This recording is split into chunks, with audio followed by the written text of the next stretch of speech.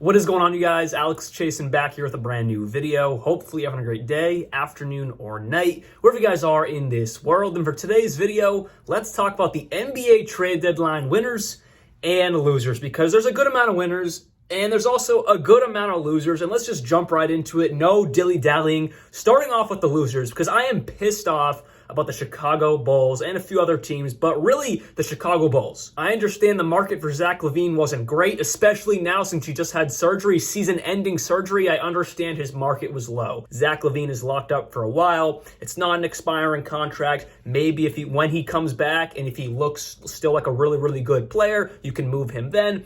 But it's a massive contract that teams might not want. But the one that really pisses me off, DeMar DeRozan, an expiring deal. So now DeMar DeRozan is going to walk this offseason, most likely go to a new team unless the Chicago Bulls overpay to keep him. But you're telling me there was no team in the entire league who didn't want to take on $28 million for DeMar DeRozan? Honestly, that's a bargain. With the new CBA, $28 million, an expiring deal, you're telling me no one wanted that? The Thunder just got Gordon Hayward. We'll talk about them later in a good light, not a bad light. We'll talk about the Thunder in a minute.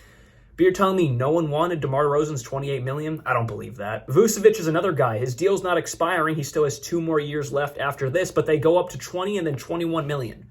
I understand maybe it might be hard to move it, but there was no indications from Woj, Shams, any reliable source the Bulls wanted to do anything.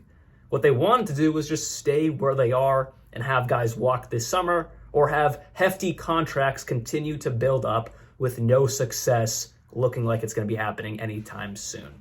Patrick Williams, another expiring contract.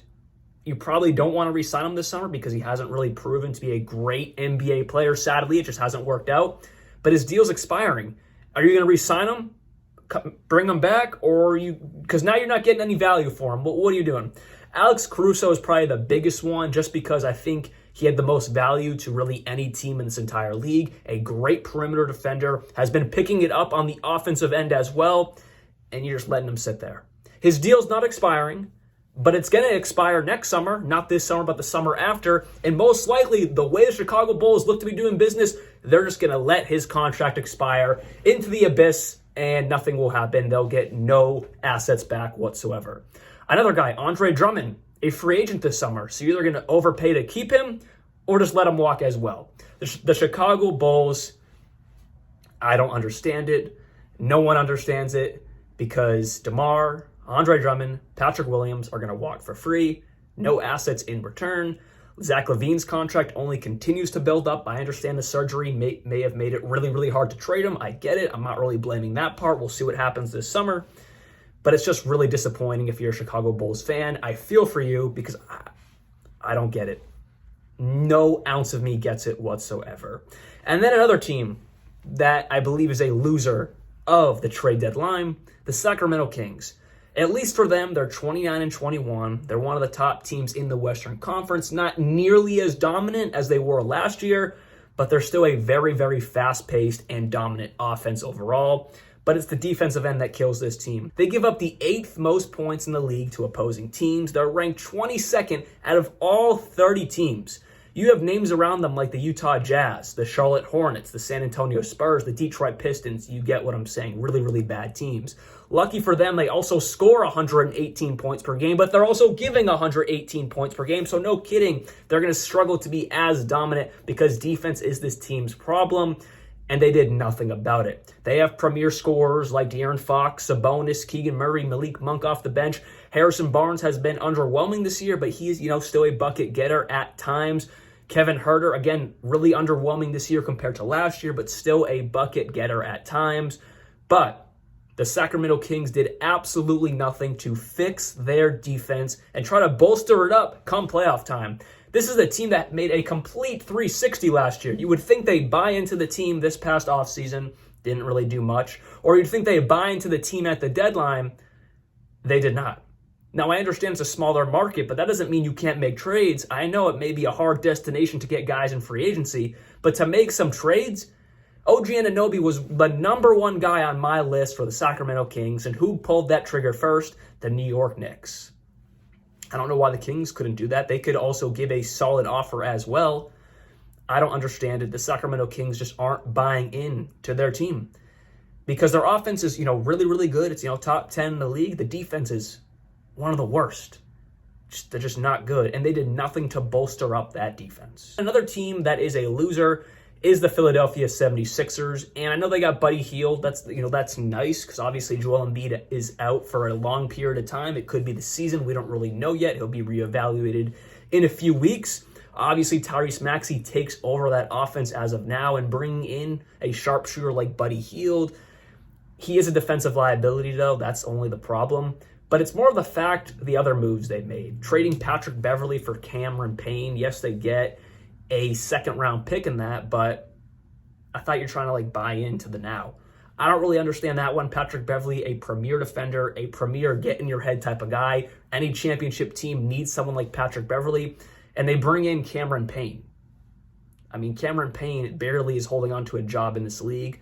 I don't really particularly understand that one, especially trading him to a rival in the Eastern Conference, not like a random team, the Milwaukee Bucks. You sent Patrick Beverley to a rival who you're competing with come playoff time, most likely, to get to the Eastern Conference Finals, if not to get to the Finals, if Joel Embiid is healthy and that's all working out. That makes no sense, especially trading him. Trading him in general and then trading him to the Bucks, I don't get that. And the same thing happened again. They sent Jaden Springer to the Boston Celtics for a second-round pick. That's it. They sent him off for free, basically. Jaden Springer, obviously not a key rotational piece, but he's proved to have some offense, and he's proved to have some really, really good defense. And you just sent him to a rival, a conference rival. The same thing applies, like I just said, about the Milwaukee Bucks. It's like the New England Patriots making a trade with the New York Jets. It most likely would never happen. But moves like this that just help other teams get a little bit better that you're competing with, I don't get that whatsoever. And then another loser would be the Atlanta Hawks. Similar concept. I mean, they're just really struggling right now. They are 22-29, 4-6 in their last 10, haven't seemed to really put it together. And a big part of that is we think it's Trae Young and DeJounte Murray. That pairing just hasn't really seemed to work out in the court, and they did nothing. I know there were probably not great offers for DeJounte Murray, or they would have pulled that trigger, I believe. They were really searching for a good offer for DeJounte Murray, and I guess they just didn't really get anything they wanted to. But that doesn't mean you couldn't try to move guys like Clint Capella, Bojan Bogdanovic, Sadiq Bey, guys that hold value on this roster. They did nothing, and they're going into the second half of the season with the same team they've had the entire year. Pretty much the same team they've had for 2 years now, and it hasn't really improved. Again, a lot like the Chicago Bulls. They're very middle right now, but luckily they do have Trae Young, which helps them out a lot, who is now an all-star officially. He should have been an all-star anyways. Besides the point, they should have looked to move some guys because they're struggling. I don't think the ship's going to turn around. I think it's proven that Murray and Trae Young just doesn't work on a court together, and they're just going into the second half of the season with no assets in return for other guys. I know it might have been hard to move Murray. That's why they didn't do it. They wanted a certain offer. They couldn't get it. But Bojan, Sadiq Bey, Clint Capella, you could have got something for any three of those guys, if not all of them, and they're still on the roster as of now. And flipping over to NBA trade deadline winners, the New York Knicks. They absolutely killed it. They probably won it. Out of all 30 teams in this league, the New York Knicks probably won the trade deadline by a pretty good mile to any other team in this league. They bring in Alec Burks. They bring in Bojan Bogdanovic. They absolutely killed it. Bojan Bogdanovic is a walking 20-point-per-game scorer. He's done it on a really, really bad team. He probably will not average that now that he's on a good team, but he is a walking bucket. Same thing applies to Alec Burks, but more on a bench level versus Bojan, who can be in that starting lineup for the Knicks. And it really, really helps now that Julius Randle is out for some time. We learned yesterday that OG Anunoby actually had a procedure, I believe, on his elbow to get rid of some loose bodies in his elbow. He's going to be reevaluated in 3 weeks. Point being, not only does this bolster up the team right now while guys are injured, it also bolsters up the roster come when it matters in playoff time. They use their assets like Quentin Grimes, Malachi Flynn, Archie Nakano, Evan Fournier's massive contract that's been on the books for way too long now, a couple second-round picks. They use their assets, and they just made their team a hell of a lot better than it already was. I love what the New York Knicks did. I could talk about them all day, but we'll move on to the Oklahoma City Thunder, who didn't make a ton of moves, but they made the right moves. Bringing in a veteran guy like Gordon Hayward, who is going to be a leader to this team, trying to make a deep playoff run at a very young age. You bring someone in who is a veteran. I know he doesn't have the most playoff success, but he is a veteran in this league who knows how to win games. Maybe not playoff games, but he knows how to win games, and he can bring that to this young and successful team in OKC. They also get off really bad contracts in Davis Bertans. They trade Trey Mann, who kind of lost his, he actually did lose his spot to Cason Wallace as that backup guard in their rotation. Trey Mann has just been playing garbage time minutes, so I was waiting for them to move him. They finally did yesterday. They also got rid of a couple second-round picks, and they got Gordon Hayward. W for the Oklahoma City Thunder. I'm excited to see how Gordon Hayward fits into this young team and rotation. I mean, he's fit into a young, bad team in Charlotte, but I'm excited to see him fit into a young, good team and see how that all works out rotation-wise for this Thunder team. Moving on to the Phoenix Suns, who, again, didn't make a ton of moves like the Thunder, but I believe they made the right moves, getting rid of Keita Bates-Diop, Yuta Watanabe, Jordan Goodwin, and Chimezie Metu, bringing in Royce O'Neal and Roddy Rich, and bringing in David Roddy. David Roddy brings in the size they need, a smaller type of size, but more like a built size that the Suns desperately needed down on this team. Then also Royce O'Neal, who can space the floor, something they also needed because guys like Yuta Watanabe, Keita Bates-Diop, they were supposed to be those floor spacers this past offseason. I've talked about them very, very highly when I was talking about free agency.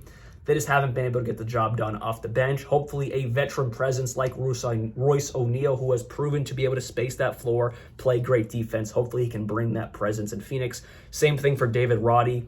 A younger guy, of course, but he has a similar build, a similar style of play to Royce O'Neal. And the last team I want to talk about for winners of the trade deadline, that would be the Dallas Mavericks, bringing in Daniel Gafford, bringing in PJ Washington, getting rid of Rashawn Holmes, Grant Williams, and Seth Curry. I absolutely love Daniel Gafford to the Mavericks. Not only do you have Derek Lively, who has proven to be a great draft pick for this Mavericks team, that 1-2 punch of Luka and Lively down there in the paint, that pick and roll, it's beautiful. And now you bring in a premier center, but it's going to be your backup center in Daniel Gafford. He's probably going to be one of the best backup centers in the league. You get rid of an undersized center in Rashawn Holmes. It just never really worked out in Dallas. I love that. And then you bring in more of a, I don't want to say project guy because he is older in the league. He's been in the league since 2019 in PJ Washington.